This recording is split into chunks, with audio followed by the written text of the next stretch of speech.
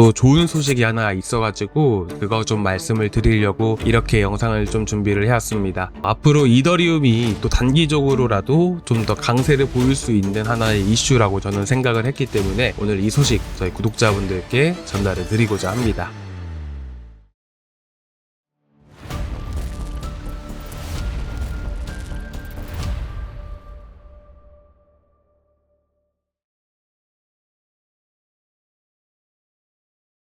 자, 먼저 지금 현재 단기적인 흐름부터 하나씩 좀 말씀을 드릴 건데요. 일단 지금 16일이죠. 이제 16일에 2차 종전 협상이 진행이 된다라고 합니다. 자, 그런데 지금 트럼프 대통령이 나왔던 인터뷰 내용, 저녁에 나왔던 이슈이거든요. 근데 보시면 어떤가요? 이란과 4월 말까지 종전 합의 가능성이 높다라고 얘기가 나오고 있습니다. 자, 그리고 최근 또 나왔던 이슈들을 보게 되면 이제 종전이라기보다는 휴전에 가까운 내용들이 좀 더 많이 나오고 있는 시점이잖아요. 그렇기 때문에 아무래도 협상이 결렬이 된다라고 했을 때는 그래도 최악의 상황이 온다 하더라도 4월 말까지는 합의 가능성이 높다라는 얘기가 되는 거예요. 그렇기 때문에 종전 협상에 대한 결과가 나왔을 때 종전이 나오지 않는다라고 하게 된다면 어느 정도는 이제 단기 차익 매물들이 나올 수가 있겠죠. 자, 쉽게 말씀을 드려서 현재 이렇게 이더리움이 한번 강세를 보인 것은 사실입니다. 종전 협상 가능성에 대한 부분들 때문이죠. 근데 현재 종전 자체가 이제 휴전으로 바뀌게 된다라고 했을 때는 일부 차익 매물들이 나올 가능성이 높다라는 거예요. 왜? 종전이라는 게 이런 기대감에 반영됐던 부분들이기 때문에 기대감에 미치지 못했을 때는 좀 더 조정이 나올 수 있다라는 부분들이죠.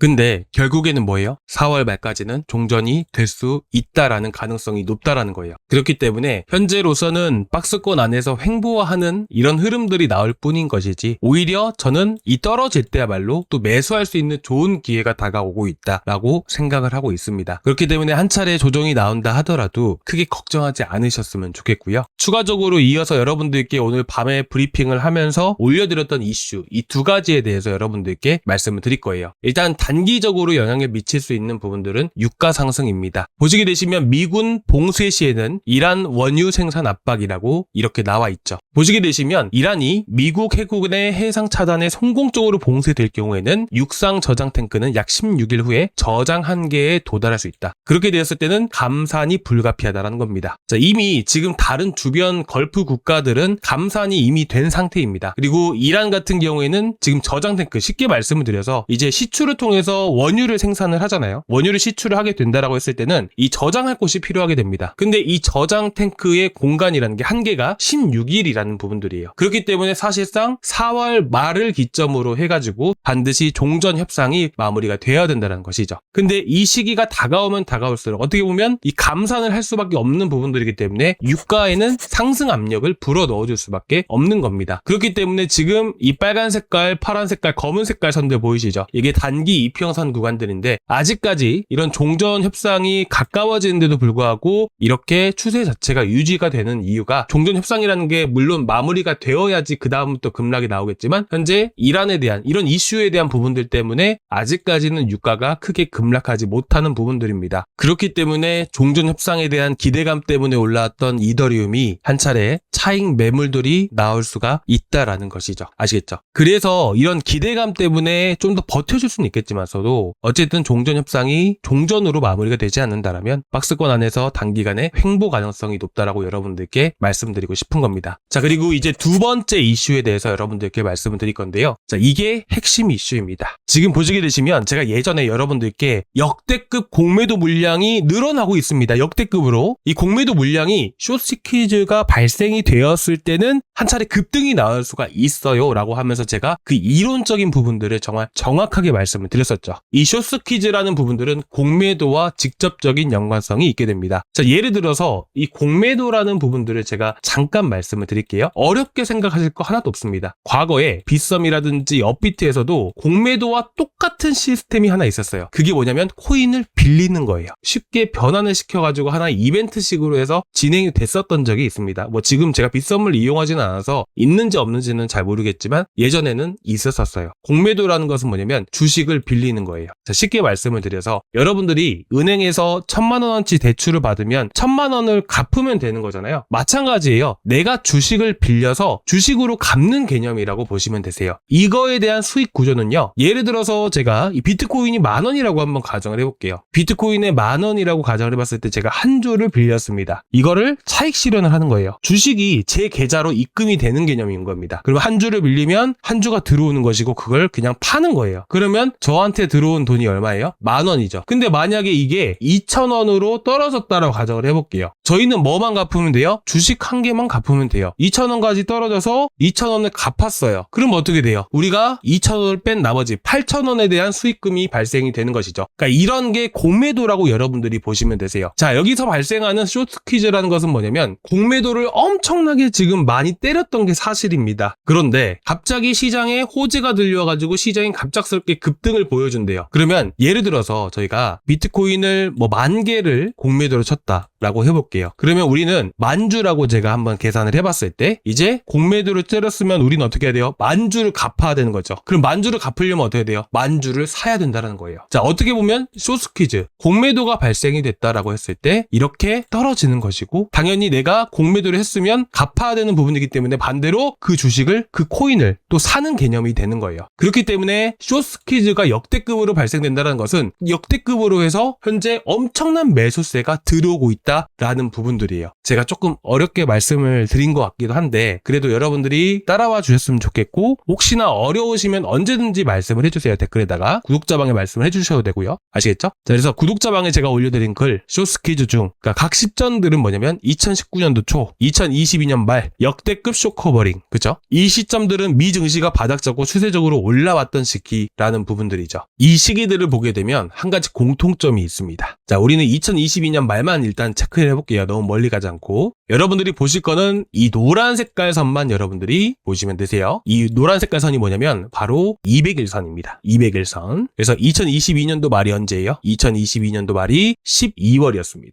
11월, 12월 당시에. 그러니까 이때 당시에 쇼트퀴즈가 발생되고 나서 이렇게 나스닥이 정말 크게 급등을 했다는 거예요. 그리고 나서 200일선을 회복해주고 나서 엄청나게 또 몇 년간 이렇게 상승세를 보여줬다는 것이죠. 핵심은 200일선이에요. 아시겠죠? 지금 현재 보시면 어때요? 200일선 이탈했다가 이제 역대급 쇼커버링이 나오게 되면서 현재 엄청나게 나스닥이 강세를 또 보여주고 있는 부분들이죠. 이 200일선의 핵심은 뭐냐면 한번 이탈하게 되면 못해도 40% 50%까지 떨어진다는 것들. 만약에 200일선을 회복을 하고 안착을 해준다라고 했을 때는 이때부터 최소한의 6개월 이상은 상승세를 보여준다라는 공통점이 있게 됩니다. 2025년도 5월 달에도 한 차례 자 이탈했다가 급락 보여주죠. 회복해주고 나서 언제까지? 바로 2026년도 2월 달까지 5월부터 2월 달까지 6개월 이상 그럼 약 9개월 동안 이렇게 상승세를 보여줬던 거예요. 이때만 말씀드린 게 아니고 전체적인 시기들을 여러분들이 한번 보세요. 그렇기 때문에 저는 이렇게 생각합니다. 이번에 이더리움 장기 횡보 가능성 거의 없다라고 생각합니다. 근데 어찌됐든 현 시점에서 나스닥 상황들만 보시더라도 현재 만일 이제 종전이 협상이 되고 물가에 대한 안정이 나왔을 때는 단기적으로는 횡보 가능성이 높지만 다시 한 번 더 강세를 보였을 때는 최소한의 3, 4개월 이상씩은 더 급등할 가능성이 높다라고 생각합니다. 그래서 이더리움 같은 경우도 현 위치 안에서 일단 당분간은 박스권 횡보 장세가 만들어질 수 있겠지만 우리가 긴 시기가 아닌 3, 4개월 정도 안으로 해가지고 한 차례 급등이 나올 가능성이 매우 높다라고 생각을 합니다. 그래서 저는 이번에 떨어지는 시기가 우리가 추가 매수해도 되는 충분히 안정적인 자리라고 저는 보고 있습니다. 그래서 여러분들이 일단 추가적으로 내려왔을 때 혹시 추가 매수 고려하고 계신 분들은 지금 하지 마시고요. 좀 더 조정이 나오는 시점에서 제가 자리를 잡아드리고자 합니다. 대략적으로 현 위치에서 봤을 때는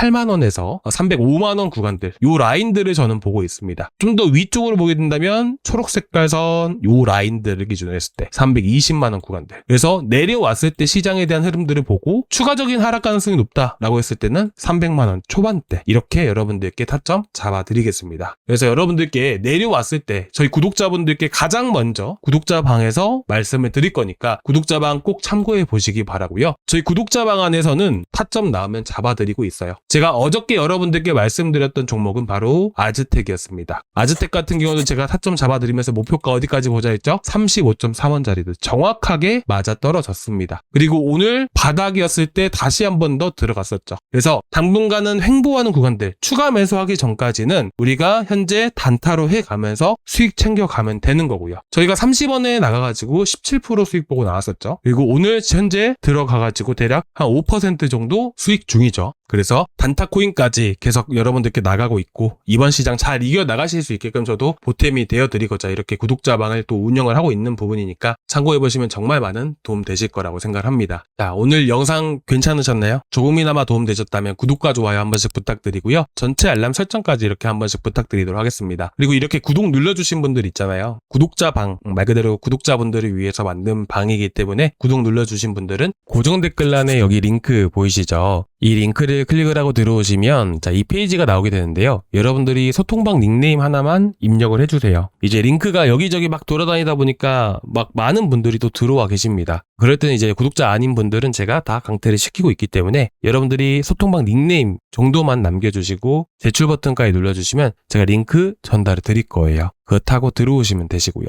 아시겠죠? 자, 오늘 여기까지 준비했는데요. 조금이나마 도움 되셨다면 구독과 좋아요 한 번씩 부탁드리고요. 다음 시간에 또 뵙도록 하겠습니다. 감사합니다.